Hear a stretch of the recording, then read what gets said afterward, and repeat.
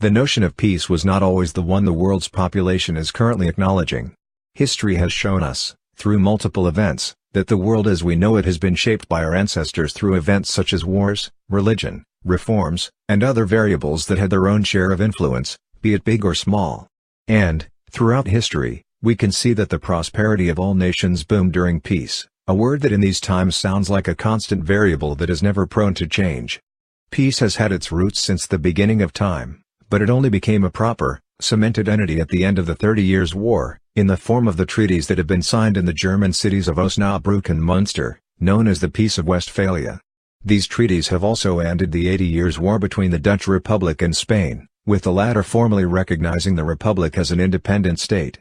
The Peace of Westphalia established the precedent of peace accomplished by diplomatic congress, and a new system of political order in Central Europe, later called Westphalian sovereignty, based upon the concept of coexisting sovereign states. Interstate aggression was to be held in check by a balance of power. A norm was established against interference in another state's domestic affairs. As European influence spread across the globe, these Westphalian principles, especially the concept of sovereign states, became central to international law and to the prevailing world order. The success of the Dutch Republic in its struggle to get away from the Spanish crown had damaged Spain's reputation. In the minds of Spaniards, the land of Flanders became linked to war. The idea of a second Flanders, a place of endless war, suffering and death, haunted the Spanish for many years after the war ended. The treaty did not entirely end conflicts arising out of the 30 Years' War. Nevertheless, it did settle many outstanding European issues of the time.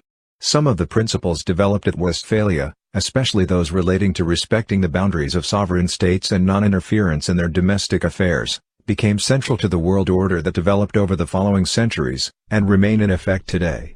In several parts of the world, however, sovereign states emerged from what was once imperial territory, only after the post-World War II period of decolonization. More significantly, one of the major principles, the balance of power, was undermined in the 20th century. In his chapter entitled The New Balance of Power, Hans Morgenthau opened with the words, "The destruction of that intellectual and moral consensus, which restrained the struggle for power for almost 3 centuries, deprived the balance of power of its vital energy that made it a living principle of international politics.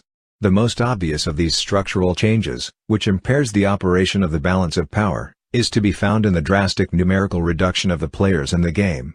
Dr. Javier Solana, Secretary General of NATO, spoke about the commemoration of the security and peace in Europe in his speech on November 12, 1998.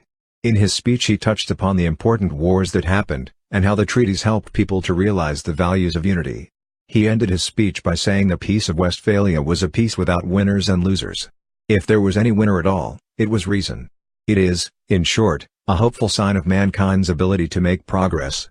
Security in the 21st century must be, above all, a human, democratic security. The results of the Westphalian peace marks the beginning of a new age of international politics, one that has been improved over the course of 350 years. In the post-World War II period, the birth of the European Community, now the European Union, helped institutionalize peace in every way possible. This community of values has started out as a peace project, aimed to prevent any other war in the European sphere of influence. It is, in its essence, a community of values, which share the same objectives, beliefs, and values towards establishing a peaceful environment in which all nations prosper. The Netherlands is a founding member of this European community, and values such as progressiveness, acceptance and tolerance have been at the core of what the European Union is to this day, aimed at spreading these traits to all the other members. But the main goal of the European Union is to promote peace and the well-being of the citizens. Forward thinking is at the forefront of European policy, and notions such as being not only a citizen of your own country, but an European one, the belief that nations are borderless, and the spirit of camaraderie are deeply rooted into both the Dutch and Spanish nations. The result of the EU creation that people perceive as the most positive, is peace among the member states of the EU. Thanks to EU and treaties, people can live their lives in peace, enjoying their day-to-day work and having the freedom that our grandparents only wished for. The free movement of people, goods, and services within the EU tops the list of achievements of EU creation. The market is duty-free, making the business relations between countries easier and friendlier. Looking at the Netherlands and Spain at this moment of time, 300 years after the first modern attempt to institutionalize peace in Europe through international treaties, both former opponents are united as partners in the European Union. Both nations have a set of values which are shared inside the European community, and are two of the biggest contributors to the morals that are being upheld by the entire European Union.